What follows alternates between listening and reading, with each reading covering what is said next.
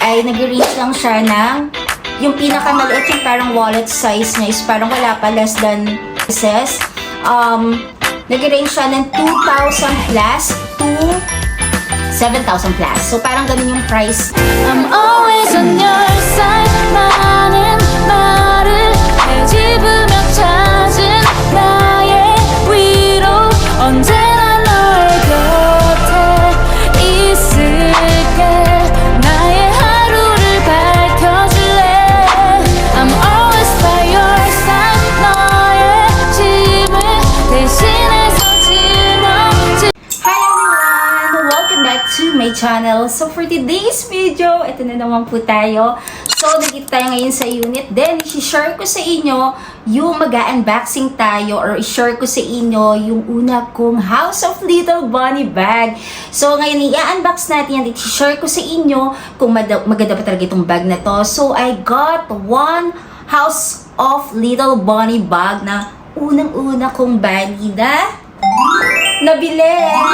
So, yan. So, ito yung House of Little Bunny or tinatawag nating HOLB or H-O-L-B ng mga kababaihan. So, yan mga kalokatseras. I-unbox natin itong bag na to. So, para malaman natin kung maganda talaga siya. Actually, itong bag na to is, ito yung unang-unang bag ko na The House of Little Bunny.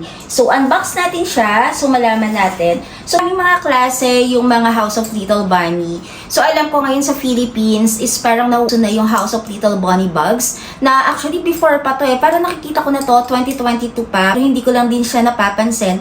Or hindi ko lang din siya, actually, onti lang yung resellers before. So, ngayon, ngayong taon na to or this year, marami na mga resellers magbenta ng House of Little Bunny. Pero ito kasi is yung pinaka main store niya sa Thailand.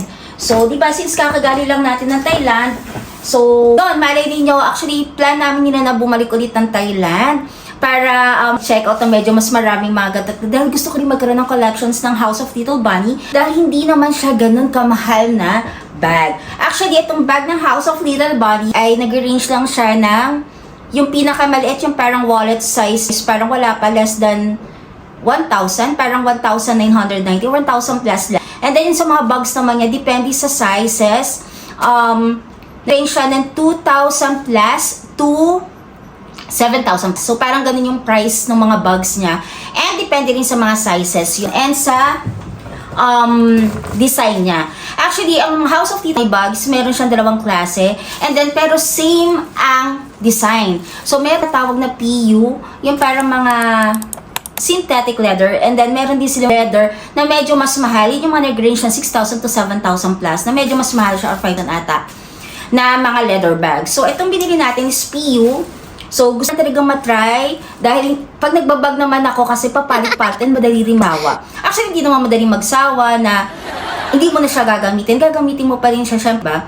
Pero, since nagpapalit-palit naman ako ng bag, so, hinakailangan ng ganun na masyadong mahal na bag. So, ito nga pala, nabili ko ay Timeless 22 PU. Kasi 22 siya dahil ang pinaka-size niya is 22. Sa kanila may 20 kasi may 18. And then, alam ko medyo may mas malaki pa. So, pag open mo pa lang sa dust bag, ayan, meron pang dust bag. Actually, ang House of Little Bunny ay meron ding box.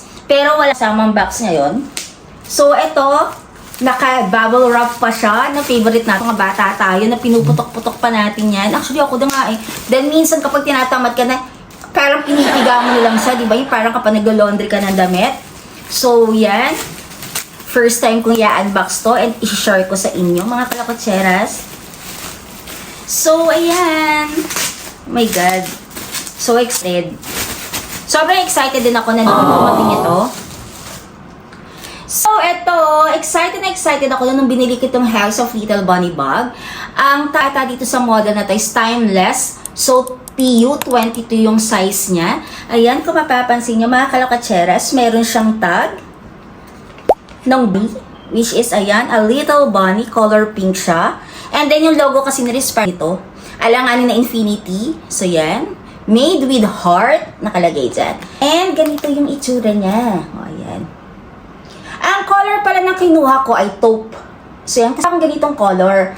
So, I decided na ganitong color ang biling ko. Ayan, tsura niya. Ayan, inside. And then yan. Actually, yung ganda niya. Ayan o. So, etong binili ko is may handle na ganito. Ayan, ang cute. Nakabalot pa siyang ganyan. And then, kapag inopen, so, ayan, plastic din yung pinaka-logo niya dito na may nakalagay na House of Little Bunny. Then, kapag inopen is ganyan. Ayan. May ano pa bago. Alam niyo yung parang yung mga laruan before, kapag nag-aan kami ng mga kapatid ko, yung mga robot-robot. Kasi yung bata kami, hindi kami sa mga robot. Yung mga gumagalaw. Kasi naging kotse siya, parang ganun mga car. Ewan ko ba ba't ganun kami dati, na pinapadala sa amin ng cover ko. And open mo. Pag open mo dyan, ganyan na laman niya. May plastic pa. Meron strap na nakabalot din sa parang bubble wrap din na mas laki. Ayan. Pero hindi na siya pumuputok. Naubos siguro yung hangin niya. Ang galing. And then, meron siyang kasama strap. Ayan. So, may strap. And then, pag in-open mo siya, ganyan siya. So, remove na natin to para makita natin yung design. So, nakabalot siya may siguro. And yung pangbalot pa niya, meron pang ganito. Pero siguro hindi siya ma-deform. May ganyan pa siya, ma. Let's see. And yung mga hardware niya, yung katulad yung gold, mga nakabalot pa siya ng plastic. So, wait. Oh my God. Na matanggal natin kasi naka-scotch tape siya. Oh my God. Yan. Wait lang. Ay, scotch tape siya. Grabe. Pero nakakatuwa. First time kong nag-ano sa inyo ng bag. Puro ata haul ang ginagawa. Pero naisip ko kasi since alam ko nagtitrending ngayon itong House of Little Bunny and marami ano. So ito tanggalin ko na lang to para matanggal. Dahil nahihirapan na ako. So ayan. So ganyan yung hal niya. Ayan. And kapag inopen mo siya, so yun ang laman yung strap. And then meron siyang mga laman na mga ganito, yung silica. Ito huwag niyo itatapon to. Kasi para hindi madaling masira yung bag or para sa magnamumoist. Ayan. Yung bag, ganyan yung loob. And then, meron siyang pocket pa. O, diba? And parang hindi siya agad madideform. Kaya ako, ito nagustuhan ko tong bag na to kasi hindi siya madideform. Kasi medyo gas siya. Ayan o, nakaporma siya talaga. Ayan o, nakaporma. So, yan. So, itong strap na to, pwede mo siyang dalhin ng, wait lang, ayan, di-magnet pala yung ganyan niya. Ayan. Di-magnet. Yan. Wait lang ah. Yan. So, pwede mo siyang bitbitin ganyan. So, papakita ko rin dito. Pwede mo rin siyang bitbitin ng ganyan. So, depende kung ano gusto nyong bitbitin to, diba? So, kung a-attend kayo ng medyo formal, mas ito, ganda kung ganito yung pinaka-strap na gagamitin nyo. And ang maganda lang sa House of Little Bunny kasi maraming styles ang pwede mong gawin sa strap. Actually, ito, meron siyang libreng strap na isa na pang sling bag, which is, minsan, di ba, madalas kapag lumalabas ka, nagmumo, or may pupuntahan ka, mas madali kasing bitbitin kung naka-crossbody sa iyo, or pwede rin siyang naka-shoulder bag. So, yan, ang House of Little Bunny, di ba dati, ibang mga bags, ilalagay mo lang dito yung strap, ikiklip mo dito, dahil maging crossbody bag siya. Well, pinagpapawisa pa rin ako. Then, so, dito naman kay House of Little Bunny, pwede mo siyang pindutin ng ganyan, and then, kabila, nare-remove yung strap. O, diba mga kalokatseras, nakakatuwa. So, ito yung pinang niya, tanggalin muna natin. Ayan, nare-remove siya kasi meron siyang pindot lang dito. Ayan, kung gusto mong ibalik, pasok, ayun. Magkiklik lang siya. And then dito, pag gusto yung pasok, ayun. Actually, sabi sa inyo, naka-plastic pa yung mga hardware niya para hindi magasgas. Ayan. So, i-try natin ibet yung pinaka strap back. So, ito try natin. So, wait. So, ayan, na-remove na natin itong mismong pinaka-strap. Try naman natin siya ikabit dito kung ito ang gusto natin gamitin. So, ipapasok mo lang yung strap ng ganito. Yan. Ayan, siguro nakikita nyo naman. And then, ganito. Then, hatakin mo lang. Yan. Oh, sorry. Then, ito. pasok mo lang, then kung ano ba yung preferred mo na haba. Kasi meron siyang parang 4 butas, ayan. Meron siyang 5, ayan, 1, 2, 3, 4, 5 na parang butas, na kung saan pwede mo siyang ipasok. So ako, kasi since maliit na babae ako, hindi ako ganun katangaran, sa pinakalas ko siya ilalagay. Then, yan, pasok nyo lang. Yan, wait lang. Sa isang muna natin ipasok. Yan. Yan. So, ganyan ang mangyayari sa kanya. O, diba?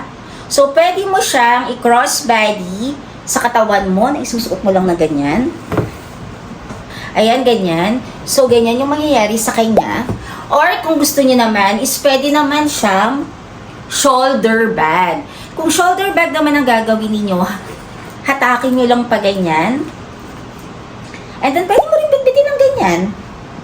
Ayan, pwede mo bitbitin ng ganyan or pwede naman sa shoulder. Ayan, ang cute niya. Parang feeling ko, tamang-tama lang sa akin yung size na 22. Kasi merong size na 18 na timeless. Timeless, alam ko yung name neto, PU. So, may 18 neto, medyo mas maliit. Dahil ako, kapag nagmamall kasi ako, mas gusto ko kasi yung mas marami akong nilalagay, diba? So, ipapakita ko rin sa inyo kung ano yung mga magkakasya dito. Or magkakasya ba yung dinadala ko dito sa bag na to. Super ganda niya. And, lalo na sa mga kababaihan na mahilig sa mga bags, o diba? Ito, makakabili ka nito. Ayan. And, mga kalakwatseras, malay nyo pag bumalik ako sa Thailand ulit. So, yun lagi ako nagpapasabay. Or, if ever, malay nyo magbenta ako ng mga ganitong bags. Na plan naman namin talaga ni Nanab. So, eto, dahil first time ko, gusto ko munang i-try to bago ko i-share sa inyo. So, yan.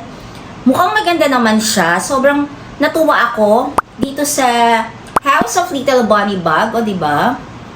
Ayan. Ang ganda ng to. Kasi marami pa ako mga gustong mga colors and design ng House of Little Bunny. Una, ang gusto ko nito black. Kaya lang, meron na akong black kasi na bag. So, sabi ko, taupe mo piling ko. Then, siguro sa susunod, ibang color naman and ibang din naman yung gusto ko. Kasi parang yung House of Little Bunny, parang mga bags nila. Parang, naging itsura siya ng mga luxury bag, katulad ng Hermes. Meron silang design na parang Hermes na gusto kong style. Yung medyo marami kang mailalagay, parang square siya. Siguro next time. And siguro isa yun sa mga wish list ko na nakalagay din na kapag bumalik kami ulit, siguro yun ang bibilhin ko. So ito, House of Little Bunny bag. And then pakita ko na rin pala sa inyo kung ano yung mga asya or pwedeng mailagay dito sa House of Little Bunny.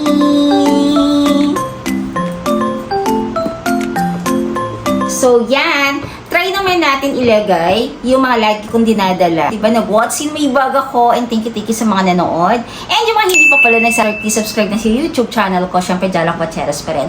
So, ano ba yung pwede kong ilagay? The House of Little Bunny bag ko na una-una kong bag na sobra akong natutuwa. So, ayan. Ilalagay natin is, unahin muna natin syempre, is yung wallet natin na medyo natabang wallet. So, yung wallet. So, ilalagay ko siya sa side. Ayan ulit. Then, syempre, yun nandito sa pouch kong to na merong sunscreen. Ayan, sunscreen, lipstick, and syempre, diba? Yung mga panlagay dito, hand cream, ayan, nandyan na. So, ilalagay lang natin dito sa bag. Ang maganda lang dito sa pouch na to kasi lang din siyang manipis. So, ilalagay ko siya dito. Pasok. And then, syempre, mahalaga rin sa akin ang wipes. Itong wipes ito medyo bago na. Unlike dun sa may inunbox ko. Then, naubos na siya. So, kasya naman siya. Ayan. So, balik na rin itong wallet. Ayan. And then, syempre, yung itong alcohol. Lalagay ko pa rin yan dito. Ayan. Alcohol. Kasi ayoko na ata nang sinasabit yung alcohol. Tignan natin kung magkakasya yung mga dinadala ko talaga. So, yan. Also, candy, na lagi kong favorite na candy na sabi ko nga sa dahil trade-or din minsan ng ubo. So, Fisherman's Friend para medyo mint siya. So, dahil meron siyang packet dito, dahil dito ko na lang siya ilalagay. So, medyo ikakalat lang natin para medyo pumayat yung pinaka-candy pag pinasok ko siya. So, yan. papasok siya dyan. And also pala, perfume. So, paiba-iba kasi ng perfume yung mga dinadala ko. So, ito meron din pala ako maliit na Glow by J. Ito yung nabili ko sa Korea nung pumunta kami ni Nanab sa napima namin. Ito, ang liit nga nito. Ang cute to. Pero ilang ml lang ba to? 30 ml lang to. 6 ml. Ito, isa tong bango-bango nito. Yan, sobrang gusto ko to. Malapit na maubos. Parang ilang beses ko lang ni-spray. Nakita nyo naman. Dahil sobrang liit niya, madali siyang maubos. So, yan. Pero dito kasi pang bit-bit mo lang. So, ilagay ko siya dito sa side. Ayan. Pasok pa rin naman siya. So, ayan. And, syempre, hindi ko makasya pa to. Yung earpods ko. Ayan. So, ito yung earpods pala. Tyan.